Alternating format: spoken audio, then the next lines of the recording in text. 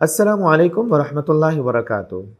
عزیز طلبہ کرام، اس سبق میں آپ حضرت شعیب علیہ السلام کے قصے کے بارے میں جانیں گے، اور اس سبق کو سننے اور پڑھنے کے بعد آپ اس قابل ہو جائیں گے کہ حضرت شعیب علیہ السلام کی مبارک زندگی سے آگاہ ہو سکیں، حضرت شعیب علیہ السلام کی دعوت سے واقف ہو سکیں، حضرت شعیب علیہ السلام کی قوم کے جرائم سے واقف ہو سکیں، حضرت شعیب علیہ السلام کی ان قوم پر نازل ہونے والے عذاب کے بارے میں جان سکیں، اور لین دین اور تجارت میں بددیانتی کی خرابی سے آگاہ ہو سکیں۔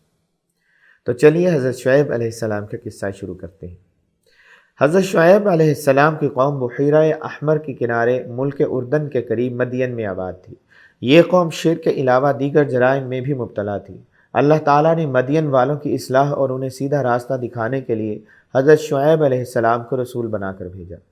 حضرت شعیب علیہ السلام انتہائی دل نشیں انداز میں واعظ و نصیحت فرماتے تھے، اس لیے آپ علیہ السلام کا لقب خطیب الانبیاء ہے۔ اللہ تعالیٰ نے اہل مدین کو بہت سی نعمتیں عطا فرمائی تھیں۔ ان کے پاس بہت سے باغات، جنگلات، نہریں اور آبشاریں تھیں۔ اللہ تعالیٰ نے ان کی تجارت میں بھی برکت دے رکھی تھی۔ ان کا علاقہ اس زمانے کی بین الاقوامی تجارتی شاہراہ پر واقع ہونے کی وجہ سے بہت خوشحال تھا۔ اس قوم نے اللہ تعالیٰ کا شکر ادا کرنے کے بجائے بہت ناشکری کی اور اللہ تعالیٰ کے ساتھ شرک بھی کیا۔ وہ لوگ تجارت میں اچھا منافع کمانے کے باوجود ناپ تول میں کمی کرتے تھے۔ اس کے علاوہ تجارتی قافلوں کو بھی لوٹ لیتے تھے۔ حضرت شعیب علیہ السلام کو اپنی قوم کی ان نافرمانیوں پر شدید غصہ تھا۔ انہوں نے قوم کو بہت سمجھایا۔ آپ علیہ السلام نے اپنی قوم سے فرمایا، اے میری قوم، تم اللہ کی عبادت کرو، تمہارا اس کے سوا کوئی معبود نہیں۔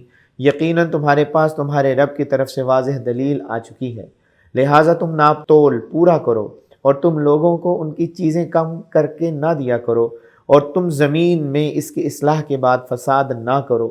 تمہارے لیے یہی بہتر ہے اگر تم مومن ہو۔ اور تم ہر راستے پر اس ارادے سے مت بیٹھا کرو کہ تم اللہ کی راہ سے ڈراؤ اور روکو اس کو جو اس اللہ پر ایمان لایا، اور نہ اس ارادے سے بیٹھو کہ تم اس راہ میں ٹیڑھ تلاش کرو، اور یاد کرو جب کہ تم تھوڑے تھے تو اس نے تمہیں تعداد میں بڑھا دیا، اور دیکھو فساد کرنے والوں کا کیسا انجام ہوا۔ سورۃ الاعراف آیات 85 اور 86۔ قوم نے اس نصیحت کے جواب میں حضرت شعیب علیہ السلام کا مذاق اڑایا اور کہا کہ تم تو سمجھتے تھے کہ تم بہت سمجھدار ہو۔ کیا تمہاری نماز تمہیں یہی سکھاتی ہے کہ ہم ان بتوں کی پوجا چھوڑ دیں جنہیں ہمارے باپ دادا پوجتے آئے ہیں؟ کیا ہم اپنے مالوں میں اپنی مرضی بھی نہ چلائیں؟ حضرت شعیب علیہ السلام نے ان سے فرمایا کہ کہیں ایسا نہ ہو کہ تمہارے برے اعمال کی وجہ سے تم پر بھی ہولناک عذاب آ جائے، جس طرح تم سے پہلی قوموں پر آیا تھا۔ قوم نے حضرت شعیب علیہ السلام کی بات ماننے کے بجائے انہیں دھمکیاں دینا شروع کر دیں۔ جب یہ بگڑی ہوئی قوم گناہوں سے باز نہ آئی تو اللہ تعالیٰ نے عذاب کو بادل کی شکل میں ان کی طرف بھیجا۔ لوگ بادل کو اپنی طرف آتا ہوا دیکھ کر خوشیاں منانے لگے۔ وہ خوش تھے کہ اب بارش ہوگی، گرمی دور ہو جائے گی اور باغات ہرے بھرے ہو جائیں گے، لیکن وہ نہیں جانتے تھے کہ یہ بادل اللہ تعالیٰ کی رحمت نہیں بلکہ اس کا عذاب لا رہا ہے۔ چنانچہ ایک زوردار چیخ اور زلزلے نے نافرمانوں کو ہلاک کر دیا۔ ان کی بستیاں ایسے ہو گئیں جیسے کبھی یہ لوگ یہاں بسے ہی نہ تھے۔ اللہ تعالیٰ نے حضرت شعیب علیہ السلام اور ایمان لانے والوں کو اس عذاب سے بچا لیا۔